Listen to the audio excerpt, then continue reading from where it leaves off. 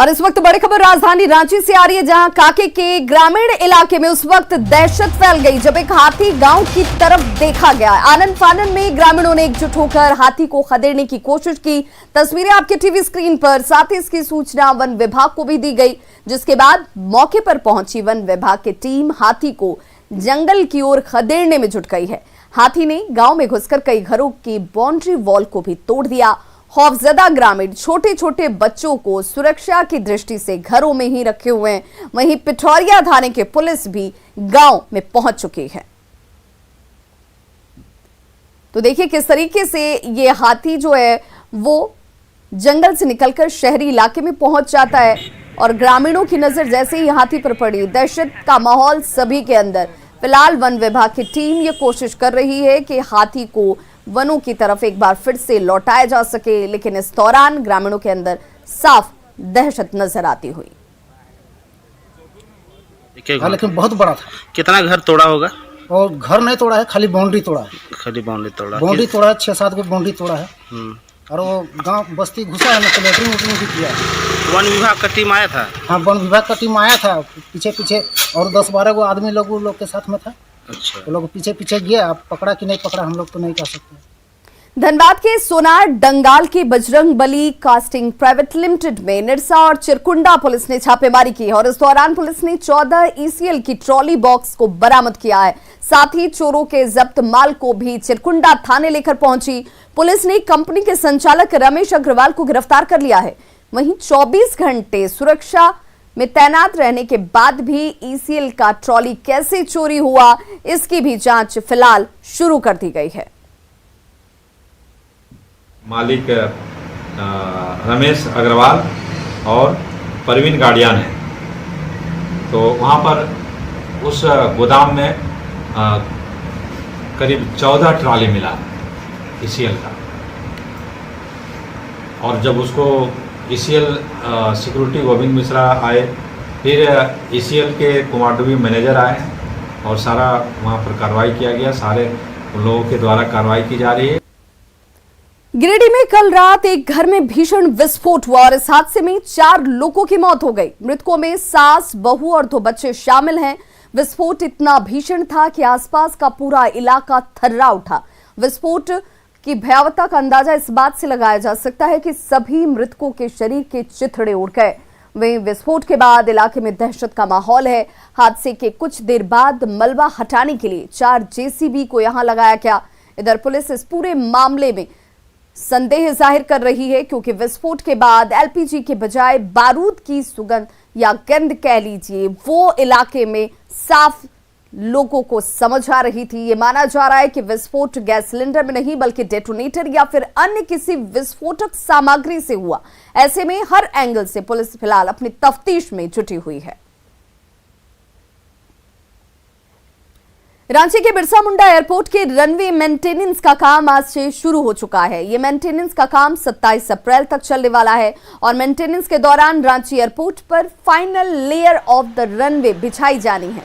Maintenance का समय सुबह 11 बजे से शाम के 5 बजे तक तय किया गया है और इस अवधि के दौरान की करीब 6 फ्लाइट्स को सुबह या फिर शाम को रिशेड्यूल कर दिया गया है।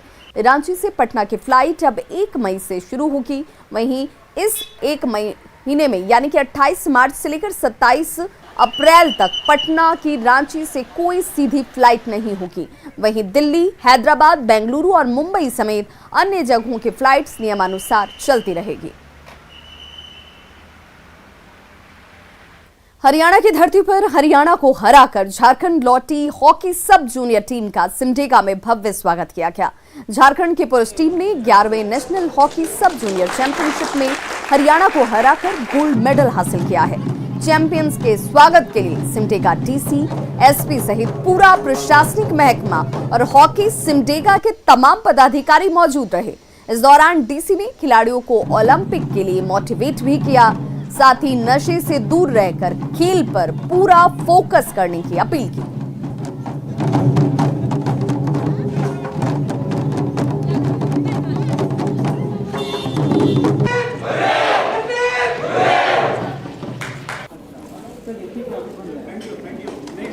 हरियाणा के साथ था तो उतना टफ भी नहीं था, मतलब बोले तो सब बराबर खेल रहे थे, पर ज़्यादातर हम ही लोग खेल रहे थे, लेकिन हम लोग स्कोर नहीं कर पाए थे। तो पेनल्टी शूटआउट में हम लोग का हुआ था। पेनल्टी शूटआउट में हम लोग 3-1 से जीते हरियाणा के, और जीत कर आए तो यहाँ पर इतना अच्छा स्वागत हुआ हम लोग का, बहुत अच्छा लग रहा है, बहुत खुशी महसूस हो रही है। अभी भी इतना आदमी यहाँ भीड़ भड़ाका दिख रहा है। और होली से पहले कोरोना का खतरा एक बार फिर से बढ़ता नजर आ रहा है। मार्च महीने में हर दिन कोरोना मरीजों की संख्या बढ़ती जा रही है। कल झारखंड में एक दिन में कोरोना के 340 नए मामले सामने आ चुके हैं और झारखंड में एक बार फिर से कोरोना के मामले बढ़ते दिखते हैं।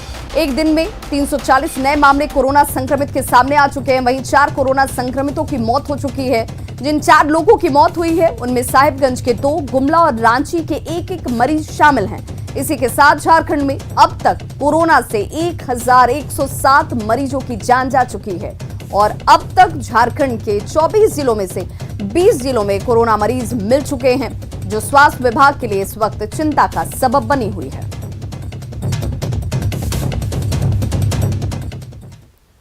सरकार ने होली समेत सभी पर्व त्योहारों पर किसी भी तरह के सार्वजनिक आयोजन पर रोक लगा रखी है, लेकिन सिमडेगा में खजूर पर्व के दौरान जो नजारा दिखा उससे सरकारी आदेश की धज्जियां उड़ती साफ नजर आईं।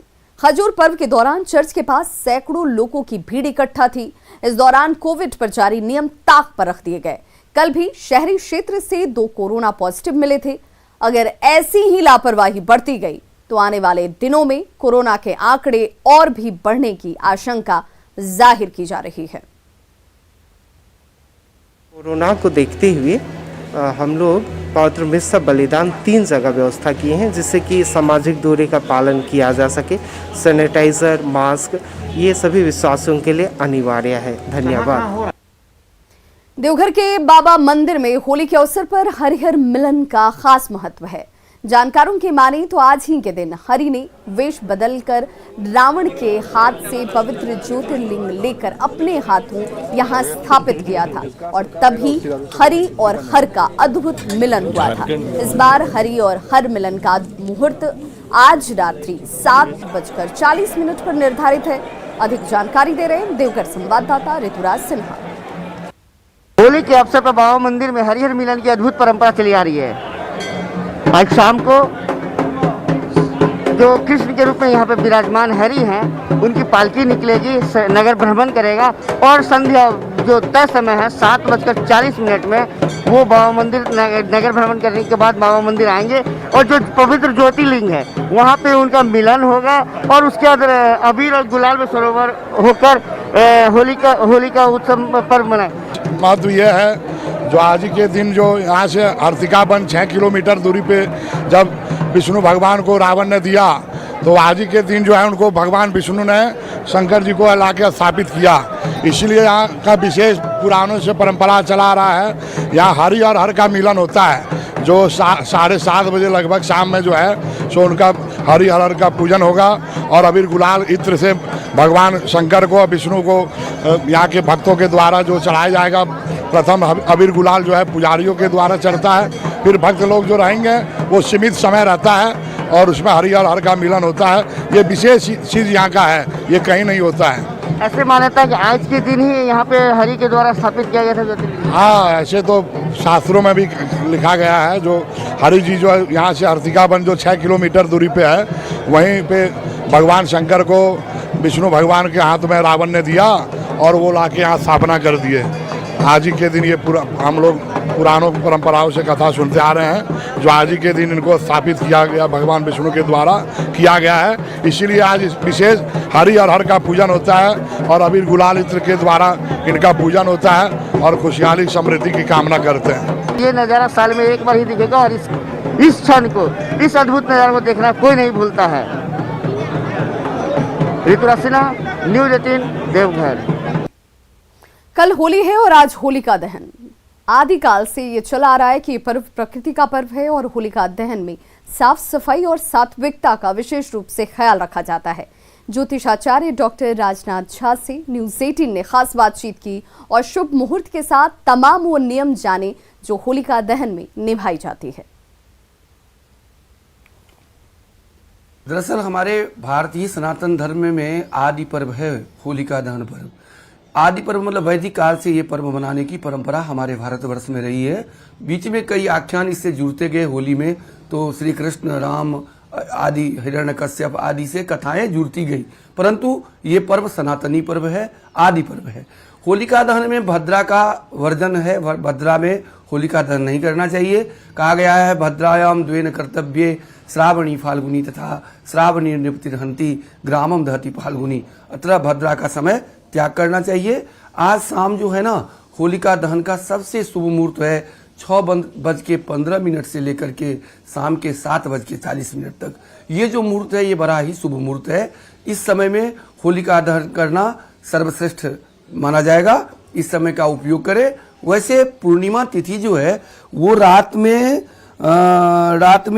12:50 तक पूर्णिमा तिथि है, परंतु होलिका दहन का सर्वोत्तम समय 6:15 सायं से 7:40 तक रहेगा।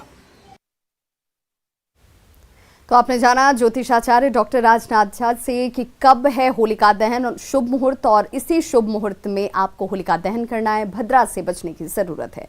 सदियों से चली आ रही होलिका दहन की परंपरा में समय के साथ कई बदलाव हुए। लोग साफ सफाई का विशेष ख्याल नहीं रखते, होलिका की अग्नि में कचरे डाल देते हैं। ज्योतिषाचार्य डॉक्टर राजनाथ ने लोगों को इससे बचने की अपील की। ज्योतिषाचार्य ने बताया कि होलिका दहन में क्या करें और क्या ना करें। ये सात्विक पर्व है, परंतु अब सात्विकता रही नहीं। हम देखते हैं कि कई जगह लोग जो है टायर वगैरह जला करके होलिका दहन करते हैं, और उसमें मतलब जबरदस्ती किसी का ये लेकर के वो लेकर के लकड़ी लेकर के, ऐसा नहीं करना चाहिए। ये विकृतियां आ रही समाज में। इसमें चूंकि इससे प्रकृति का संबंध है, प्रकृति की शुद्धता बनती है, अतः शुद्ध लकड़ी जलाना चाहिए। स्वच्छ स्थान पे होलिका दहन करना चाहिए। कचरों का प्रयोग नहीं करना चाहिए। टायर वगैरह जितने ये चीज लोग जलाने लगे हैं ये सब नहीं जलाना चाहिए। जबरदस्ती किसी का ये लेकर के लकड़ी लेकर के या किसी को आहत पहुंचा करके नहीं जलाना चाहिए। ये प्रेम और सौहार्द का पर्व है, अतः इसमें तामसिक विचारों को छोड़ के सात्विक विचार से ये पर्व मनाना चाहिए। क्या आपको पता है कि मथुरा के वृंदावन के बाद रांची के चुटिया में भी एक दिन पहले ही होलिका दहन का आयोजन होता है। रांची में ये परंपरा करीब 400 सालों से चली आ रही है। चुटिया के राम मंदिर के पाहन और मंदिर के महंत की ओर से पूरे विधि विधान से इसका आयोजन किया जाता है। साल 1685 से नागवंशी राजाओं ने होलिका दहन की परंपरा की शुरुआत की, जो आज भी बदस्तूर यूं ही चली आ रही है। यहाँ रंगोत्सव के 2 दिन पहले राम मंदिर प्रांगण में होलिका दहन का आयोजन होता है। हालांकि इस बार चूंकि कोविड है और इस वजह से बड़े पैमाने पर इसका आयोजन नहीं किया गया।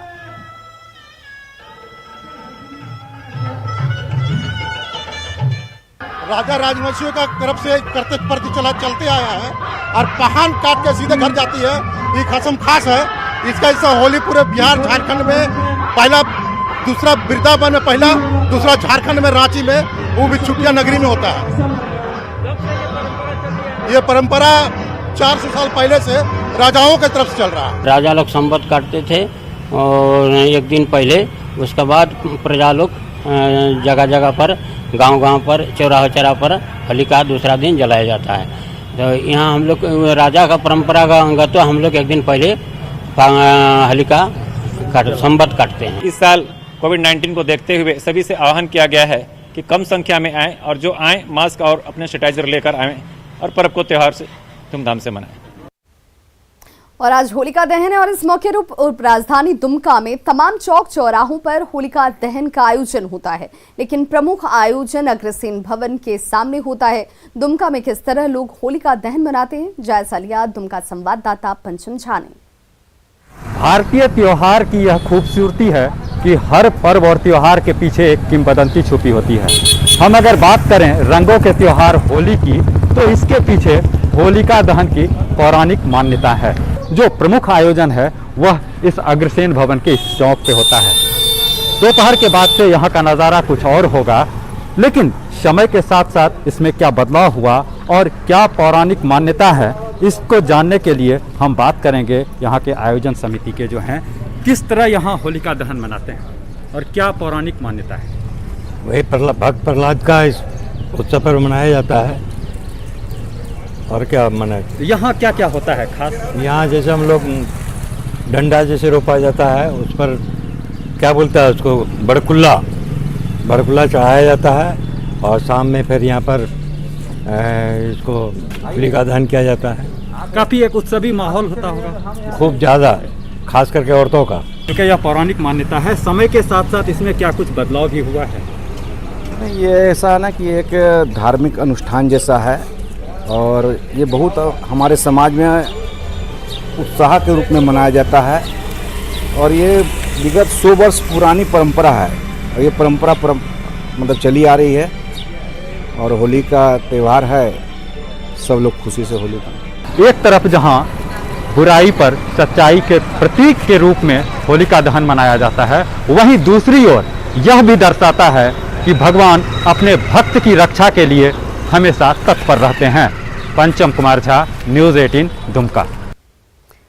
तो रंगों का त्योहार होली भी दरअसल बुराई पर अच्छाई के विजय उत्सव के रूप में मनाई जाती है। देवघर में इस बार भी कई प्रमुख जगहों पर होलिका दहन की तैयारी है।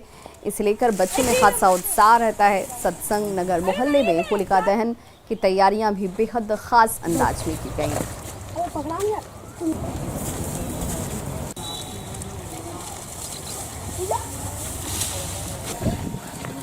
तो तस्वीरें आपके सामने देवघर की, जहां पर होलिका दहन की तैयारी में बच्चे खास ही उत्साहित नजर आते हैं और इसे लेकर देखिए किस तरीके से तमाम तैयारियां की गई हैं।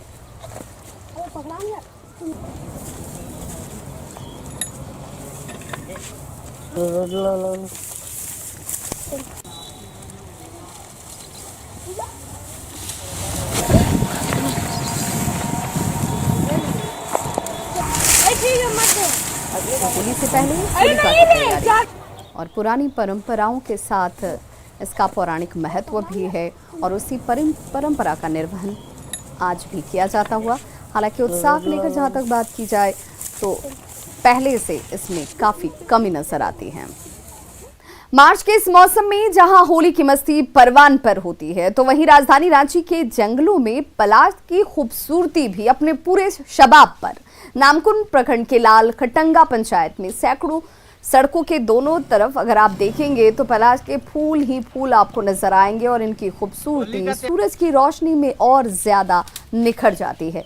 वहीं इस जंगली इलाके में सखुआ पेड़ के सरई फूलों की खुशबू भी आपको भीनी भीनी हर तरफ महकने आएगी। और ग्रामीणों की माने तो आदिवासी संस्कृति में होली का पलाश से सीधा कनेक्शन है, जुड़ाव है और वो पलाश के फूलों से ही रंग बनाकर होली खेलना पसंद करते हैं। आखिर पलाश का क्या है होली कनेक्शन, जायजा लिया रांची संवाददाता संजय कुमार सिन्हा ने।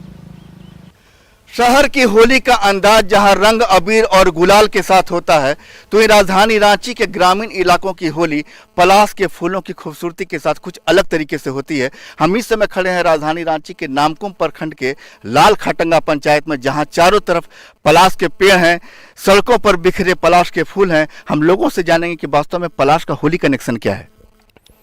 हमीनकर झारखंड में गड़ा डोड़ा आदमी, जंगल से भरा हुआ आदमी अमीन करे दे परस कर फूल से अमीन रंग खेलेला और अमीन का छोटे बड़े सब यही रंग कर यूज करिएला। तो कैसे इसको पीसते हैं फिर क्या करते हैं, कुछ मिलाते हैं क्या इसमें? पीस के पानी डबका के इसमें मिला के मैंने पूरा पीस के इसको बनाते हैं, घोलते हैं, उसके बाद में हम लोग खेलते हैं होली। घर में आप होली खेलते हैं तो किसके किसके साथ होली खेलते हैं पलाश के फूल से? कभी परिवार के साथ, पत्नी के साथ?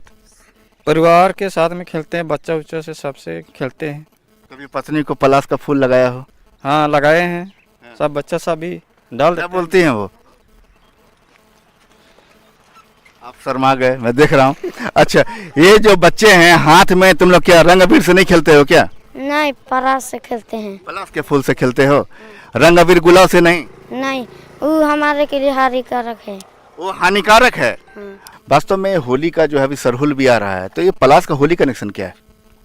बात ऐसा है कि हमारा पूरा झारखंड जो है जंगलों से घिरा हुआ है और आप जो गांव हैं, जो सुदूर इलाके गांव हैं, जो जंगल में निवास करते हैं, वहाँ पे जो ग्रामीण होते हैं वो कहीं ना कहीं झारखंड में होली के समय पूरा पलाश के फूल से होली खेलते हैं। पलाश का फूल का जो रंग होता है वो एकदम पूरे तरीके से हर्बल होता है और इसको जो बनाने का जो तरीका होता है, इसमें लोग पलाश के फूल को पीस लेते हैं, फिर गर्म पानी में खौलाकर उसमें हल्का सा केला का पत्ता डाल देते हैं, तो एकदम पूरा हर्बल कलर बन जाता है और उससे पूरे गांव में इसका रंग खेला जाता है। होली के तुरंत बाद जो है 15 दिन में हमारा झारखंड का सबसे बड़ा त्यौहार और आदिवासियों का सबसे बड़ा त्यौहार सरहुल आता है। और सरहुल जो है, अभी अगर आप पूरा जंगल घूमिएगा तो सरहुल जो जिस फूल से हम मनाते हैं, जिसे सरई फूल बोलते हैं, वो पूरा मतलब खिल चुका है और धमक धमक करके पूरे जंगल में अभी वो महक रहा है, खुशबू दे रहा है। चारों तरफ जहां आप देख सकते हैं कि पलाश के पेड़ हैं, फूलों की खूबसूरती है, और जो है यहाँ पर जो खुशबू आ रही है उस सखुआ के सरई के फूल की खुशबू है। और जब यहाँ पर लोग होली पर कल इसी पलाश की हर्बल होली मनाएंगे तो नज़ारा देखने लायक होता है। अगर आपको भी पलाश के फूल की हर्बल होली मनानी है तो खटंगा पंचायत जरूर आएं। संजय कुमार सिन्हा, न्यूज़ 18 रांची।